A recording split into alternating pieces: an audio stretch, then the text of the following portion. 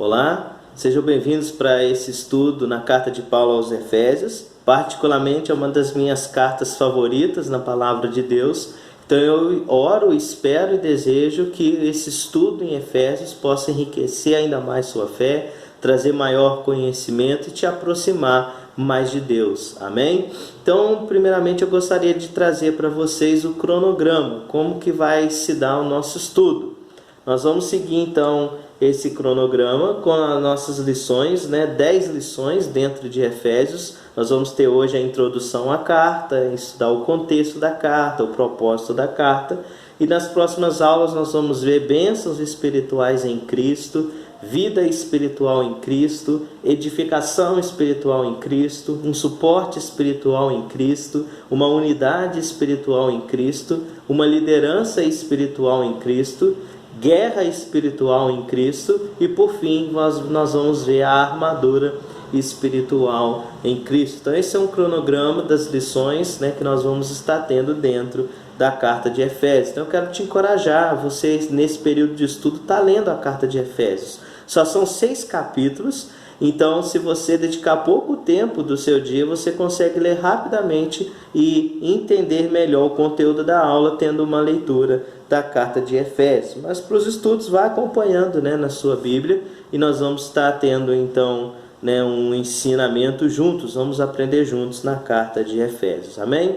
Então hoje nós queremos ter a nossa primeira lição, a introdução à carta aos Efésios. A introdução à carta aos Efésios. Primeiramente, nós precisamos definir quem é o autor, quem escreve a carta aos Efésios. Efésios capítulo 1, versículo 1, pode ler aí na sua Bíblia, nos fala assim: Paulo, apóstolo de Cristo Jesus, por vontade de Deus. Então ele vai aqui já trazer quem é o autor, ele mesmo vai se declarar: Paulo, apóstolo de Cristo Jesus, por vontade de Deus. Então o autor de Efésios, da carta aos Efésios, é o apóstolo Paulo. Agora, qual é a data provável, o local que o apóstolo Paulo como autor se encontrava? É lógico que se você for fazer aí um estudo minucioso, eu estou trazendo aqui para você já o fruto, o resultado do meu estudo. Mas se você for fazer aí um estudo minucioso, você vai estar observando que várias datas podem ser dadas. Às vezes vários comentários podem cada um trazer uma data. Eu concluí, como é a mais provável dentre os estudiosos, que Paulo tem escrito Efésios por volta de 60 a 62 depois de Cristo, 60 a 62 depois de Cristo. E onde Paulo se encontrava? Qual local ele estava? Paulo, ele estava preso, em Roma, E por que podemos dizer que ele estava preso? A própria carta, Paulo dá a entender esse contexto que ele se encontrava de prisão. Quando a gente lê Efésios, capítulo 3, versículo 1, observa aí na sua Bíblia, Efésios, capítulo 3, versículo 1, Paulo diz assim: Por esta causa, eu, Paulo, sou o prisioneiro de Cristo Jesus, por amor de vós, gentios. Então ele se considera prisioneiro de Cristo Jesus, mas fazendo aqui uma analogia à sua circunstância real ali, que ele estava preso por causa do evangelho em Roma, uma prisão domiciliar, estava preso numa casa. Também no capítulo 4, versículo 1, ele volta a dizer: Rogo-vos, pois eu, o prisioneiro no Senhor. E lá no final, no capítulo 6, versículo 20, ele vai dizer assim: Pelo qual sou embaixador em cadeias, para que em Cristo eu seja ousado para falar, como me cumpre fazê-lo. Então Paulo está escrevendo a carta de Efésios, ele está preso por volta de 60 a 62 depois de Cristo. Então, conhecendo o autor, a data, o local que ele se encontrava, quem são os destinatários? Para quem Paulo está escrevendo essa carta? Voltando para o capítulo 1, versículos 1 e 2, ele vai dizer: Paulo, apóstolo de Cristo Jesus, por vontade de Deus, aos santos que vivem em Éfeso e fiéis em Cristo Jesus.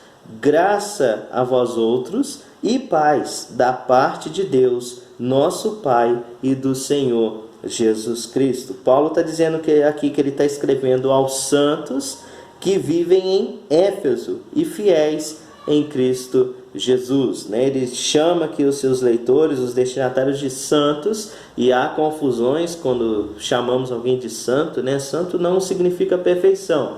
Santo aqui significa alguém que é puro, separado por e para Deus, né? Alguém que está se separando, se consagrando para Deus. Então ele está os tratando como santos que viviam em Éfeso e fiéis em Cristo Jesus. Isso é importante para que a gente possa entender a carta, saber que Paulo está escrevendo ali para aqueles que haviam entregue suas vidas a Jesus na cidade de Éfeso, santos e fiéis em Cristo Jesus. E Paulo ali os saúda, os cumprimenta no versículo 2, dizendo: graça a vós outros e paz da parte de Deus, nosso Pai, e do Senhor Jesus Cristo, como era bem comum do apóstolo Paulo fazer nas suas cartas. Mas antes de nós estudarmos a cidade de Éfeso, sua história, né, o seu contexto, é importante que nós saibamos que a carta de Efésios ela é escrita pelo apóstolo Paulo numa época onde ele escreve 4 de suas 13 cartas. Então, nessa época que Paulo está preso ali em Roma, ele vai escrever 4 cartas, né, ali próximas, no mesmo período. Ele vai escrever a carta de Efésios, a carta de Filipenses, a carta de Colossenses e a carta de Filemão. São consideradas, né, no ramo da teologia como cartas ou epístolas da prisão, porque Paulo escreve nesse período que ele está preso. Agora, as cartas de Efésios e Colossenses, elas são consideradas epístolas ou cartas irmãs gêmeas, né, porque elas apresentam muitas semelhanças em seus conteúdos e uma complementa o entendimento da outra. Então é importante que a gente tenha isso em mente, que Efésios e Colossenses, né, elas são consideradas epístolas, cartas irmãs, cartas gêmeas. Mas vamos então estudar um pouco sobre a cidade de Éfeso, né, o seu contexto, a sua história. A primeira pergunta que precisamos responder é: quem fundou a cidade de Éfeso? A história vai nos trazer, nos ensinar que Éfeso é uma cidade fundada pelos gregos. E onde ela se localizava? Ela estava localizada na região chamada de Ásia Menor. No mapa antigo, ela ficaria entre Mileto e Esmirna, entre as cidades de Mileto e Esmirna. E atualmente estaria na região da Turquia. Então temos aí mapas que possam nos auxiliar nisso. Então Éfeso é uma cidade fundada por gregos, localizada, né, na região da Ásia Menor, que atualmente é a Turquia. Agora, como que ela foi se desenvolvendo, né? Do século II a.C. até o período em que se inicia o cristianismo, Éfeso já era um grande e importante centro comercial. Então ela era uma cidade que movimentava, né, um grande comércio, era considerado um centro comercial. Mas também durante o Império Romano ela se tornou um centro administrativo. Então Éfeso era um centro comercial, também se torna um centro administrativo. Mas algo que fazia também de Éfeso uma cidade muito conhecida, que atraía muitos turistas, é que em Éfeso estavam localizados, né, um estádio, né, que é até reconstruído na época do imperador que perseguiu a igreja, o Nero, e falam que provavelmente nesse estádio ocorriam as competições de atletismo, talvez uns combates, né, gladiatórios. Então esse estádio ali também atraía muitas pessoas. Mas lá também tinha um teatro. E esse teatro, ele era ali muito interessante. Ele comportava cerca de 25 mil pessoas, né, podiam se acomodar ali. E possuía qualidades acústicas muito boas, né, de modo que mesmo hoje o estádio, né, estando arruinado, as palavras que se falam em voz baixa no lugar do palco, né, que era lá embaixo, podem ser ouvidas na última fileira do alto, né? Você está vendo a foto aí, então é como se alguém que está lá embaixo, né, que fale uma voz normal, uma voz baixa, quem está lá em cima no lugar mais alto é capaz de ouvir, mesmo hoje em ruínas, né? Olha só que interessante esse teatro que existia em Éfeso. Então lá tinha o estádio, né, que trazia essa parte de atletismo, talvez os combates gladiatórios. Também tinha esse teatro que era importante para Éfeso.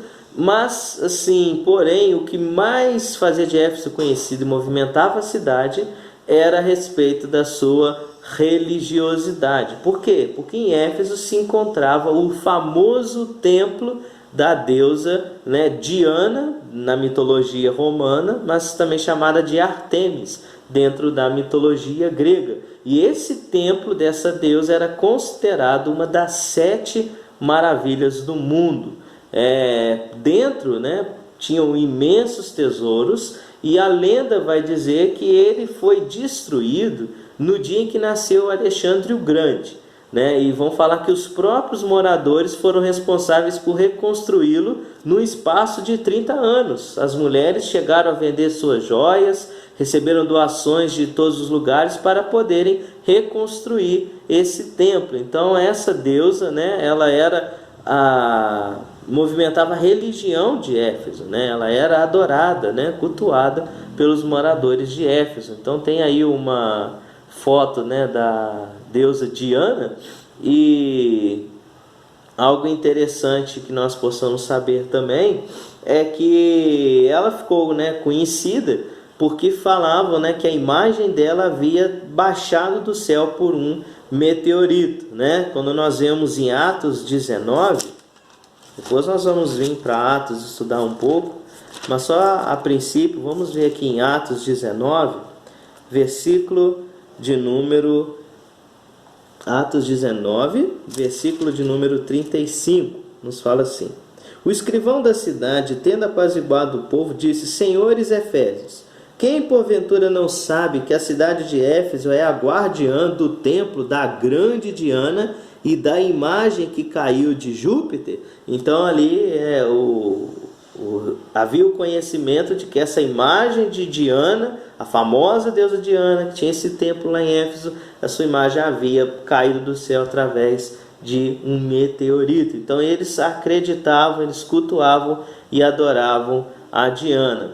Agora, escavadores, né, encontraram lá no teatro de Éfeso uma inscrição que narrava como as imagens da Diana elas eram levadas do templo ao teatro em cada aniversário dela, né, que falam que seria no dia 13 de agosto. Então, cada aniversário, né, da deusa Diana, né, eles pegavam numa espécie de procissão as imagens de Diana e a transportavam do templo ao teatro, né? Escavadores conseguiram descobrir isso. Agora, não apenas Éfeso, mas toda a Ásia Menor adorava a deusa Diana. Olha que interessante. É como se nós temos uma cidade que é polo, né? Vamos imaginar isso. Tem as cidades adjacentes. Então, assim, toda a região adora, né, uma mesma deusa, o mesmo Deus. Então, o que acontecia? Não apenas Éfeso, mas toda a região da Ásia Menor, né, adorava a deusa Diana. Éfeso era o centro, né, porque o templo estava lá, né, em Éfeso, mas toda a região, as cidades adjacentes adoravam a deusa Diana, né, mesmo que Éfeso era o centro do seu culto. Mas lógico que por lá ser o centro do culto de Diana, né, atraía os peregrinos, né, vinham pessoas de todas as partes para participarem dos cultos a Diana. Agora, é interessante que nós saibamos como se davam esses cultos a Diana, né? Como que eles eram feitos. Se você nunca estudou, não fica assustado. Mas esses cultos a Diana, eles envolviam orgias em adoração a deusa. Isso é algo, né, que às vezes a gente não imaginava. Pensa, é um culto, né? É uma deusa, uma imagem que adoram, vão ali fazer suas preces, suas orações. Mas não, essas festas, essas adorações e cultos à deusa Diana, eles envolviam, né, orgias. Como que acontecia? Quando uma pessoa chegava no templo, ali no templo estavam as sacerdotisas que eram prostitutas e elas estavam ali para servir nesses cultos. Então ali aconteciam essas orgias, né, essas bagunças, tudo em prol para adorar a deusa. Dessa forma, atraindo essas pessoas para esses cultos, para essas festas, o que acontecia? Esse culto a Diana contribuía para o comércio, porque muitas pessoas vinham para celebrar a deusa, para cultuar a deusa, mas ao voltar para casa, sempre ali eles levavam um talismã, alguma lembrancinha da Diana, do templo, daquela festa, e a profissão que tinha muito lucro ali eram os ourives, né? Aqueles que faziam as imagens, faziam essas lembrancinhas em volta da Diana, do templo e desse culto a Diana. Então, assim, observa que Éfeso, então, não era qualquer cidade, era um centro administrativo, era um centro comercial, mas também era um centro cultural. Tinha um estádio para esportes, para os combates, tinha um teatro ali que até hoje, né, você vê a potência acústica dele, e tinha principalmente esse templo de culto à deusa Diana, que movimentava não apenas a religião da cidade, mas contribuía para o comércio da cidade. Mas então, entendendo como, né, era a cidade de Éfeso, seu contexto, sua história, sua relevância naquela época, nós queremos então ver que o apóstolo Paulo chega em Éfeso, tendo todo esse cenário que nós temos estudado. Imagina aí que é nesse cenário, né, que Paulo está chegando em Éfeso. E já estamos em Atos 19, nós vamos estar vendo aqui em Atos 19 como que se deu essa chegada do apóstolo Paulo, né, na cidade de Éfeso. Então Paulo, ele está na sua terceira viagem missionária. Lembra que Paulo fazia suas viagens missionárias, sempre acompanhado, para pregar o evangelho pelas cidades, e agora na sua terceira viagem missionária, ele havia deixado a cidade de Corinto, que também era uma cidade muito importante, para a qual depois nós temos aqui na Bíblia 2 cartas de Paulo endereçadas aos crentes de Corinto. Ele deixa Corinto e ele vai ali na sua viagem, e ele chega à cidade de Éfeso. E se você ler aí os versículos 1 a 7, eu não vou ler aqui, mas você pode estar lendo na sua casa depois, com calma, para entender. Mas quando Paulo chega ali em Éfeso, além de todo esse cenário aí que a gente tem estudado de como era a cidade, Paulo vai encontrar 12 discípulos, né, de João Batista, né, vão ser chamados discípulos de João Batista, porque eles haviam ouvido a mensagem de João Batista, mas não haviam ainda recebido o Espírito Santo, né, que veio sobre os apóstolos, sobre aqueles que estavam reunidos ali no cenáculo em Jerusalém, aguardando se cumprir essa promessa de Jesus, que era para eles ficarem ali reunidos em Jerusalém, que ali eles iam ser revestidos de poder com a vinda do Espírito Santo sobre eles. Então esses discípulos que estavam ali haviam ouvido a mensagem de João Batista, de arrependimento, mas ainda não haviam ouvido essa mensagem, né, da vinda do Espírito Santo, não haviam ainda recebido o Espírito Santo. Então Paulo impõe suas mãos sobre eles, vai dizer aqui o texto, e eles também vão ser revestidos de poder, vão também receber o Espírito Santo, como os apóstolos e aqueles que estavam reunidos já haviam recebido. Então Paulo chega ali, ele encontra esse grupo de 12, né? Tem 12 homens ali, chamados discípulos já, né, que estavam seguindo os ensinamentos de João Batista, mas que ainda não haviam recebido o Espírito Santo. Então, Paulo vai aonde, né? Qual o local que Paulo começa a pregar? Ele tinha esse grupo de 12, mas para onde Paulo vai para começar a pregar o Evangelho? Como era muito costume do apóstolo Paulo, né, ele por 3 meses ele se dirige à sinagoga da cidade, né? Se você, né, também for ver a história, muitos judeus foram viver em Éfeso, né? Na história, muitos judeus já viviam em Éfeso. Então ali também havia uma sinagoga, e Paulo, né, chega e vai para lá. E por 3 meses ele vai pregar na sinagoga. Está nos versículos 8 e 9, você pode ler também depois. Mas Paulo fica ali pregando, e o que ele encontra? Claro, uma resistência daqueles religiosos, muita incredulidade, corações duros, né? Eles estão resistindo Paulo falar, começam até a falar mal de Cristo. O que Paulo faz? Ele fica ali perdendo mais tempo? Não, deu 3 meses, Paulo foi embora, largou ali a sinagoga, viu que não deu certo, não queriam ouvir o Evangelho, então Paulo sai da sinagoga e ele se dirige, né, à chamada escola de Tirano. Se você ler aí os versículos 9 e 10, você vai ver que Paulo se dirige à escola de Tirano. E o nome, né, provavelmente se referia a alguém, né, chamado Tirano, porque era um nome muito popular, muito comum entre os romanos que possuíam algum status, né? Então, por isso talvez escola de Tirano. Alguns manuscritos da Bíblia, né, vão acrescentar a expressão da quinta à 10ª hora. Quando a gente lê aqui, versículos 9 e 10 diz assim: visto que alguns deles lá na sinagoga, né, se mostravam empedernidos e descrentes, falando mal do caminho diante da multidão, Paulo, apartando-se deles, separou os discípulos, passando a discorrer diariamente na escola de Tirano.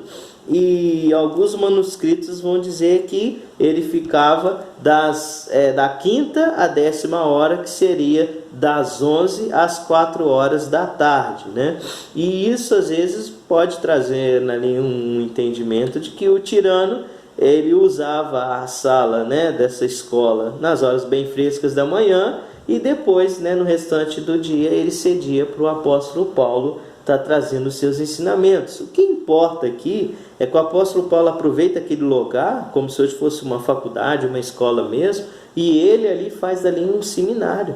Ele torna ali um centro de treinamento, vai fazendo discípulos, e ele fica ali por 2 anos. E acredita-se que até mesmo as igrejas de Colossos, Hierápolis e Laodiceia, que também são citadas na Bíblia, foram fundadas por Epáfras. Quem era Epáfras? Era um discípulo do apóstolo Paulo, que ele menciona em suas cartas. E provavelmente essas igrejas que foram fundadas nessas cidades de Colossos, Hierápolis e Laodiceia, elas provavelmente foram frutos desse centro de treinamento, né, dessa escola onde Paulo ensinava o Evangelho e fazia discípulos. Então vamos aqui estar recapitulando. Paulo então chega em Éfeso na sua 3ª viagem missionária, depois que ele está vindo de Corinto. Ele chega ali, ele encontra um grupo de 12 discípulos que haviam ouvido, né, os ensinamentos de João Batista, mas que não haviam ainda recebido o Espírito Santo. Paulo impõe a mão sobre eles, ora por eles, eles recebem o Espírito Santo.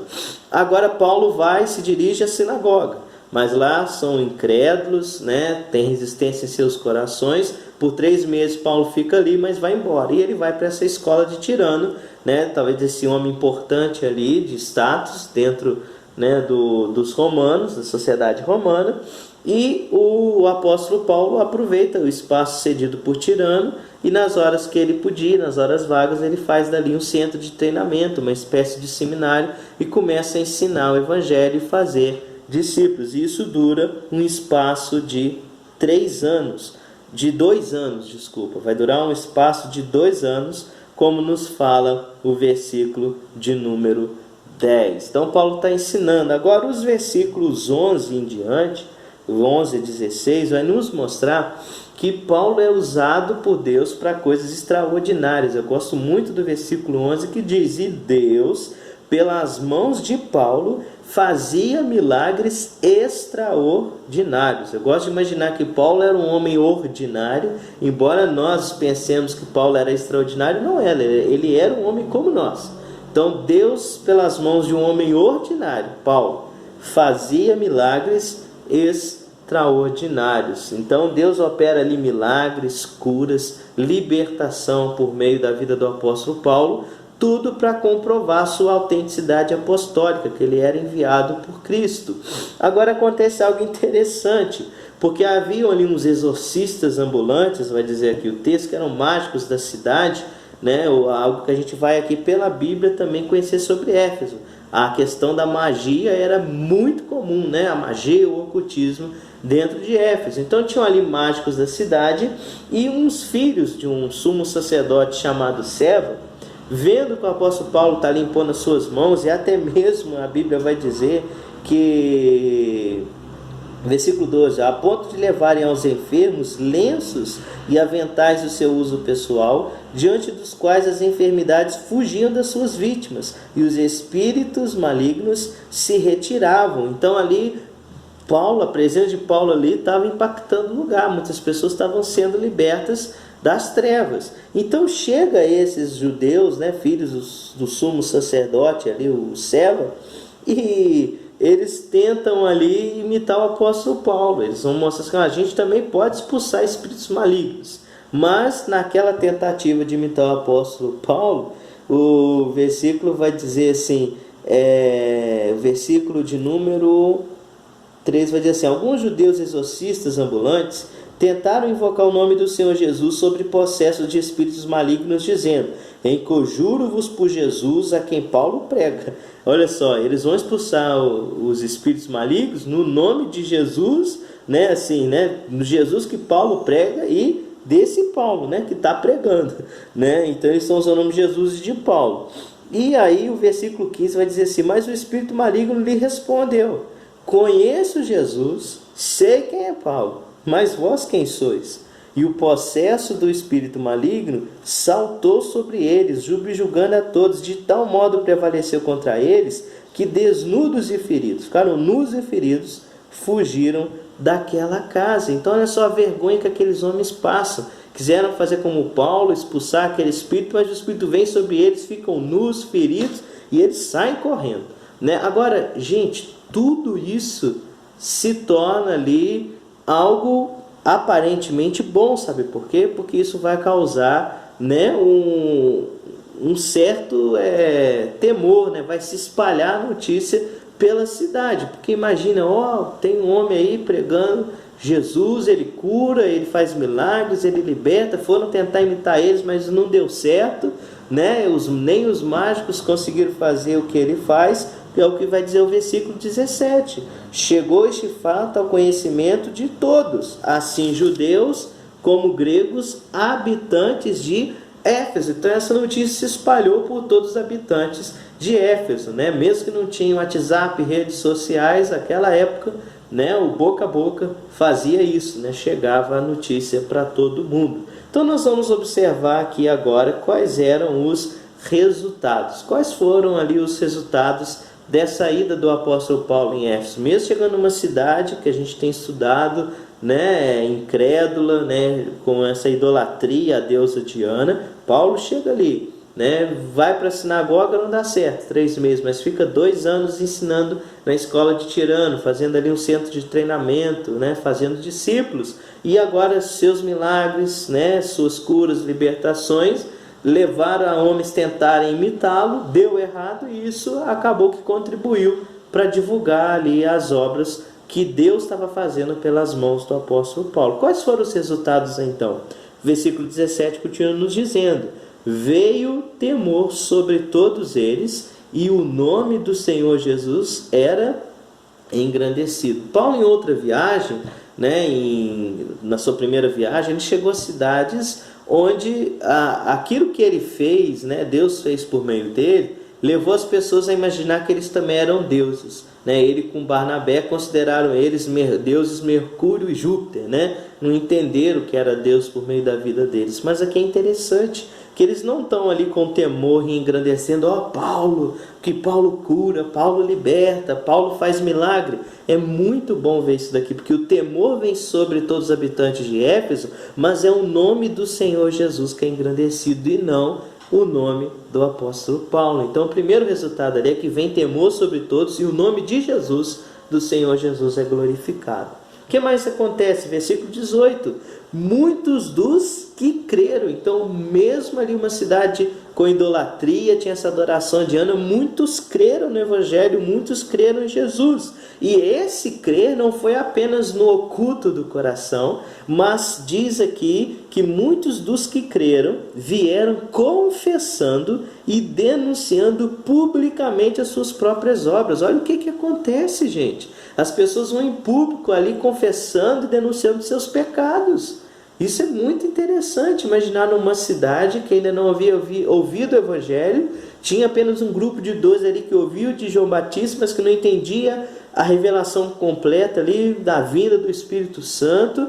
Mas agora o apóstolo Paulo está ali por 2 anos pregando, ensinando a palavra, e muitos creem e publicamente vão confessando e reconhecendo seus pecados. Então, além do temor sobre todos, o nome de Jesus engrandecido por todos, nós temos também ali conversões, confissões públicas. E lembra então que tinha os mágicos? O versículo 19 vai dizer também: muitos dos que haviam praticado artes mágicas, reunindo os seus livros, os queimaram diante de todos.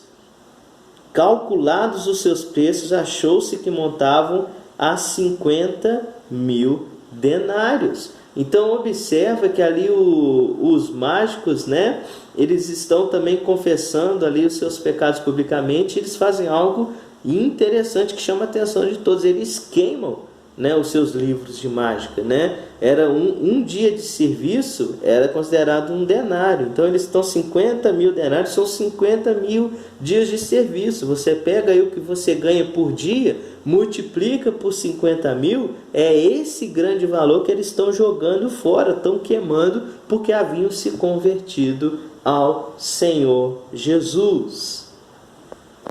Então isso são bênçãos que acontecem. O nome de Cristo é engrandecido, há conversões, né, confissões públicas do pecado, mas lógico, irmãos, né, onde a luz chega, as trevas vão se opor.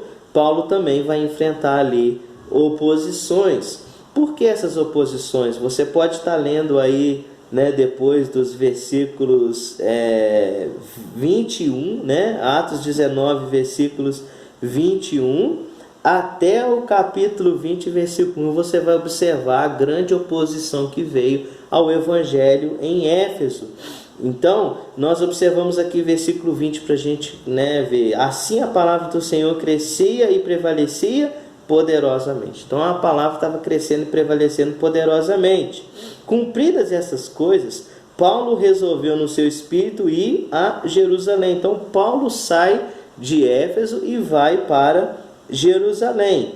E versículo 23 vai dizer assim: por esse tempo houve grande alvoroço acerca do caminho, pois um ourives chamado Demétrio, que fazia de prata nichos de Diana e que dava muito lucro aos artífices, convocando-os juntamente com outros da mesma profissão, disse-lhes: senhores, sabeis que deste ofício vem a nossa prosperidade.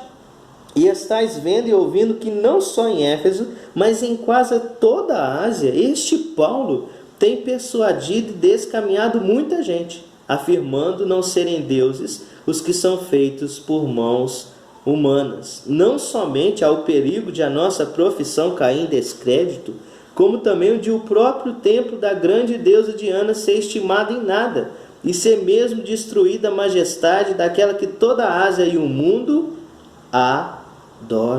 Ouvindo isto, encheram-se de furor e clamavam: grande é a cidade, grande é a Diana dos Efésios. Foi a cidade tomada de confusão, e todos a uma remeteram para o teatro, arrebatando os macedônios Gaio e Aristarco, companheiros de Paulo. Então Paulo vai para Jerusalém, deixa ali o Gaio e Aristarco, que eram seus companheiros, talvez responsáveis ali pela a igreja que se formou em Éfeso, e nesse espaço se levanta um grande tumulto, porque os ourives, que tinham lucros, lógico, ali com as imagens de Diana, com as lembrancinhas de Diana para os turistas levarem, eles estão tendo prejuízo. As pessoas não estão mais crendo em Diana, estão crendo em Jesus, não estão mais querendo ir aos cultos de Diana, e não apenas em Éfeso, mas ele vai dizer, olha, até por toda a Ásia, não é só aqui em Éfeso, não, por toda a Ásia, está caindo em descrédito a nossa profissão, e daqui a pouco eles não vão vir mais adorar Diana. A cidade está correndo risco também, sua cultura, precisamos fazer alguma coisa.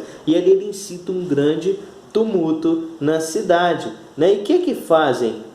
Eles agarram, pegam ali os companheiros de Paulo, o Gaio e o Aristarco, e levam eles ali para poder tentar resolver e os impedir de continuar com o Evangelho. Diz assim o versículo de número 32, eu acho muito interessante: uns, pois, gritavam de uma forma, outros de outra, porque a assembleia caía em confusão. Na sua maior parte, nem sabiam por que motivo estavam reunidos. Então, tinha tanta gente ali reunida que nem sabia por que estava lá, mas estava gritando. Isso é muito comum. Começa a ter ali uma revolta, um escândalo, um tumulto. Começa todo mundo a fazer, nem sabe o que está acontecendo, mas entra no tumulto também, é o que estava acontecendo em Éfeso. Até que, como nós já lemos aqui no versículo de número 35, vamos ler o 34. Quando, porém, reconheceram que ele era judeu, o versículo 33 para a gente entender, então tiraram Alexandre dentre a multidão, impelindo-os os judeus para a frente. Este, acenando com a mão, queria falar ao povo. Quando, porém, reconheceram que ele era judeu, todos a uma voz gritaram por espaço de quase 2 horas: grande é a Diana dos Efésios. Então esse Alexandre sai ali da multidão tentando falar, era judeu também, e começa a gritar por quase 2 horas, grande é a Diana dos Efésios. Mas aí o escrivão, versículo 35 da cidade, conseguiu apaziguar o povo e falou: senhores Efésios, quem porventura não sabe que a cidade de Éfeso é guardiã do templo da grande Diana e da imagem que caiu de Júpiter?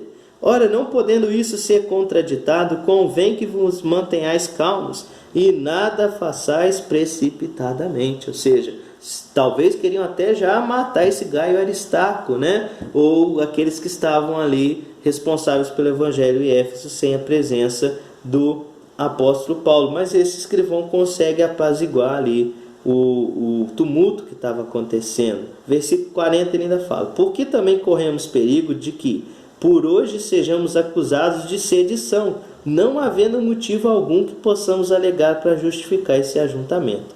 Havendo dito isto, dissolveu a assembleia. E capítulo 20, versículo 1 diz assim: cessado o tumulto, Paulo mandou chamar os discípulos e, tendo-os confortado, despediu-se e partiu para a Macedônia. Então, depois de tudo, Paulo ainda encoraja, conforta os discípulos e vai para a Macedônia. Então o nome do Senhor é glorificado em Éfeso, há conversões, confissões públicas, os mágicos queimam ali como demonstração de conversão muito dinheiro, né, através de seus livros de mágica, mas lógico, há uma grande oposição ao Evangelho. Estão deixando de adorar a deusa Diana, estão deixando de comprar as imagens da Diana, aí se levanta essa grande perseguição quanto ao Evangelho. Então, este é o início, né, da igreja em Éfeso, quando Paulo chega em sua 3ª viagem missionária. Então, só para nós recapitularmos esse início da igreja, Paulo chega lá, tem 12, né, discípulos que ouviram de João Batista, mas que não haviam recebido o Espírito Santo. Paulo ora, impõe as mãos, o Espírito Santo vem sobre eles. Aí Paulo vai por 3 meses para a sinagoga, mas tão incrédulos, Paulo deixa a sinagoga. Por 2 anos ele fica na escola de Tirano, uma espécie de seminário, de centro de treinamento, fazendo discípulos. Então ele vai para Jerusalém, né, depois de Deus usar grandiosamente a vida dele para curas, milagres extraordinários. Deus usa muito ele, homens tentam imitá-lo, e na tentativa de imitar o espírito maligno que eles estavam tentando expulsar vem sobre eles, ficam nus, feridos, saem correndo envergonhados e se espalham pela cidade. E vai dizer que então isso traz temor sobre todos, o nome de Jesus é engrandecido, muitas conversões, confissões públicas do pecado, a palavra do Senhor prevalece poderosamente em Éfeso e na cidade menor, e isso resulta numa grande oposição, numa grande perseguição. Mas assim, né, a igreja de Éfeso tem o seu início. Então, depois de anos, o apóstolo Paulo está escrevendo a sua carta a estes em Efésios, claro, aqueles da sua época, certamente outros que no decorrer da história haviam também se convertido ao Senhor Jesus. Então nós precisamos entender isso, esses destinatários, como era a cidade de Éfeso, entender esse contexto, essa história, para que a gente entenda melhor o conteúdo da carta de Efésios. Para que a gente entenda melhor o conteúdo da carta de Efésios. Então, por último, hoje, nós precisamos ainda responder uma última pergunta. Qual é o propósito de Paulo ao escrever a carta aos Efésios? Por que ele está escrevendo essa carta aos Efésios? Efésios capítulo 1, versículos 15 a 23. Nós vamos encontrar aqui em Efésios capítulo 1, versículos 15 a 23, a resposta para isso. Paulo vai dizer assim no versículo 15: por isso, também eu, tendo ouvido a fé que há entre vós no Senhor Jesus, e o amor para com todos os santos, não cesso de dar graças por vós, fazendo menção de vós nas minhas orações, para que o Deus de nosso Senhor Jesus Cristo, o Pai da glória, vos conceda espírito de sabedoria, de revelação no pleno conhecimento dele, e iluminados os olhos do vosso coração, para saberdes qual é a esperança do seu chamamento, qual a riqueza da glória da sua herança nos santos, qual a suprema grandeza do seu poder para com os que cremos, segundo a eficácia da força do seu poder, o qual exerceu ele em Cristo, ressuscitando dentre os mortos e fazendo-o sentar à sua direita nos lugares celestiais, acima de todo principado e potestade, poder e domínio, de todo nome que se possa referir, não só no presente século, mas também no vindouro. E pôs todas as coisas debaixo dos pés, e para ser o cabeça sobre todas as coisas, o deu à igreja, a qual é o seu corpo, a plenitude daquele que a tudo enche em todas as coisas. Olha que interessante. Paulo está dizendo aqui no versículo 15: também eu tenho ouvido a fé que há entre vós no Senhor Jesus. Então, mesmo depois daqueles anos passados, Paulo vai dizer: olha, eu tenho ouvido da fé que vocês têm no Senhor Jesus. Então, Paulo não está escrevendo para encorajá-los a ter fé, porque eles já têm fé, né? Eles creem, né? Creem em Jesus. Também ele vai dizer: e um amor para com todos os santos. Então, eles eram uma igreja de amor, se amavam, amavam uns aos outros. Então, não é por isso também que Paulo está com o propósito de escrever. Mas ele vai dizer aqui no versículo 16: não cesso de dar graças por vós, fazendo menção de vós nas minhas orações, para que, agora ele vai revelar o propósito. Sabe para quê?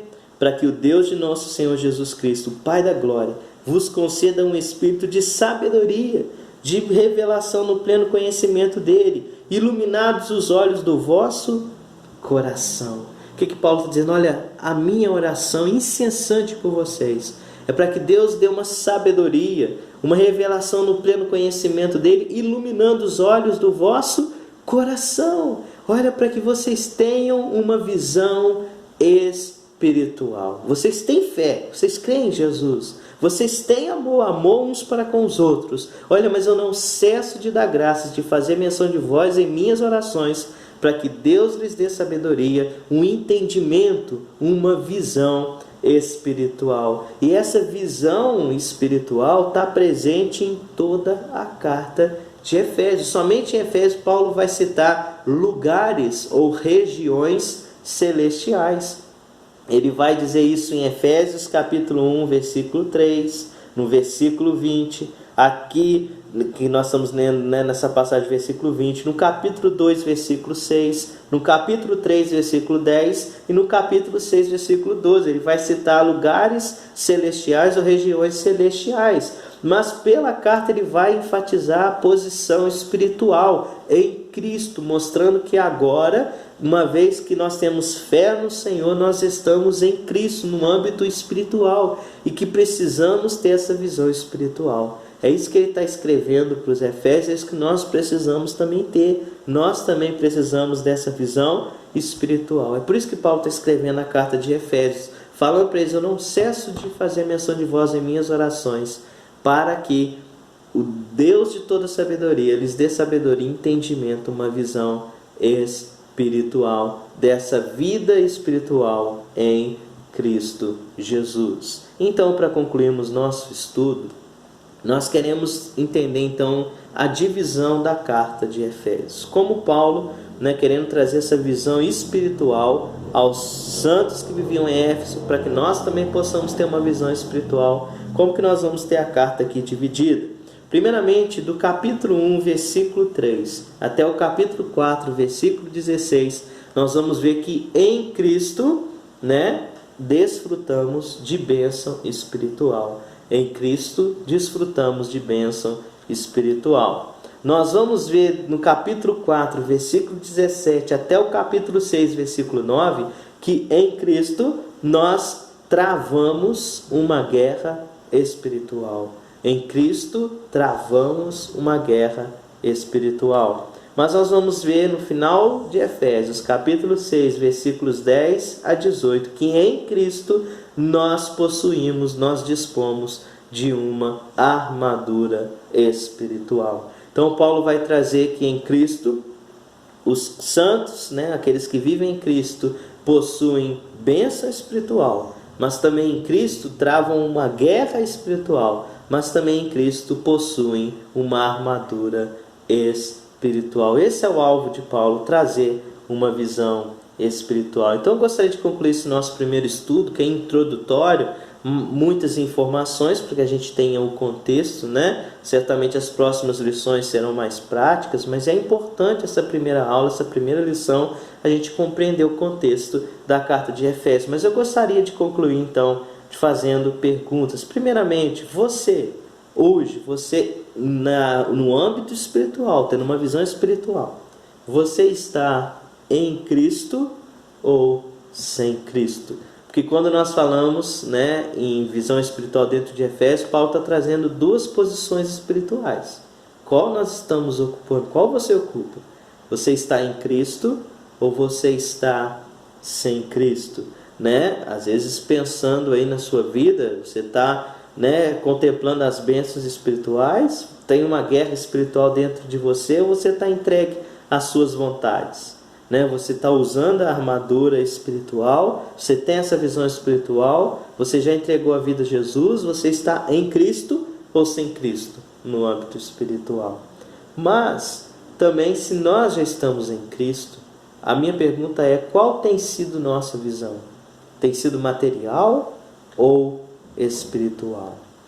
O apóstolo Paulo vai dizer em 2 Coríntios 5,7: visto que andamos por fé e não pelo que vemos. Ou seja, nós não podemos andar, se portar apenas com aquilo que vemos com os nossos olhos físicos, mas nós devemos viver baseado em nossos olhos espirituais, em nossa visão espiritual. Paulo vai dizer em Colossenses, que é uma carta irmã, capítulo 3, versículos 1 e 2: portanto, se fostes ressuscitados juntamente com Cristo, buscai as coisas lá do alto, onde Cristo vive, assentado à direita de Deus. Pensai nas coisas lá do alto, não nas que são aqui da terra. Então Paulo vai encorajar: busquem as coisas lá do alto, pensem nas coisas lá do alto e não nas que são aqui da terra.